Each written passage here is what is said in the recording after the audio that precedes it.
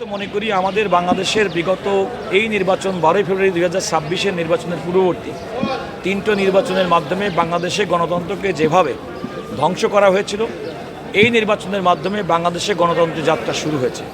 এই গণতন্ত্রের যাত্রা শুরু হওয়ার পরিপ্রেক্ষিতে আমরা মনে করি যে বাংলাদেশের সুশাসন সুনিশ্চিত হবে, এবং যখন সুশাসন সুনিশ্চিত হবে সর্বক্ষেত্রে, তখন মানুষের মৌলিক অধিকার হিসেবে তার ন্যায় বিচার প্রাপ্তির যে অধিকার, সে অধিকারটা সুরক্ষিত হবে।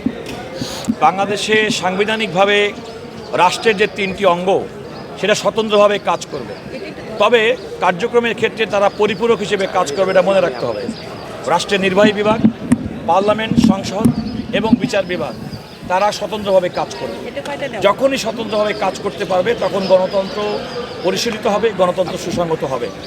আমি মনে করি এ যাবৎকালে বিশেষ করে এই গণতান্ত্রিক সরকারের যে যাত্রা শুরু অভিপ্রায়, এখনও পর্যন্ত আমরা কোনো ধরনের নির্বাহী বিভাগের পক্ষ থেকে কোনো ধরনের ইন্টারফিয়ারেন্স আমরা এখনও লক্ষ্য করিনি।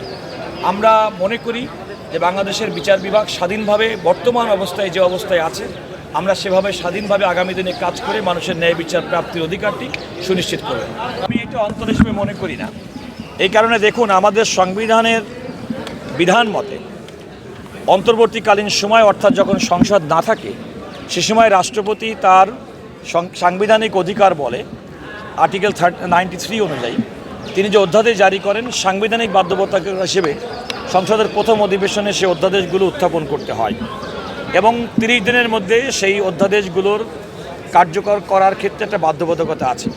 ইতিমধ্যে আমাদের মাননীয় আইন, বিচার এবং সংসদ বিষয়ক মন্ত্রী জনাব মোহাম্মদ আসাদুজ্জামান বলেছেন, এই প্রক্রিয়ার মধ্যে স্বল্প সময়ের মধ্যে যে সমস্ত অধ্যাদেশগুলো করা হয়নি, পর্যায়ক্রমে সেগুলো আলটিমেটলি আইনে রূপান্তর করা হবে, এবং সে আইনে রূপান্তর করলে আমি মনে করি অধ্যাদেশগুলো ধারাবাহিকতা রক্ষা করা কিংবা এই অধ্যাদেশগুলোর মাধ্যমে যে উদ্দেশ্য করা হয়েছিল সেগুলো পূরণ করার ক্ষেত্রে কোনো বাধা হবে না।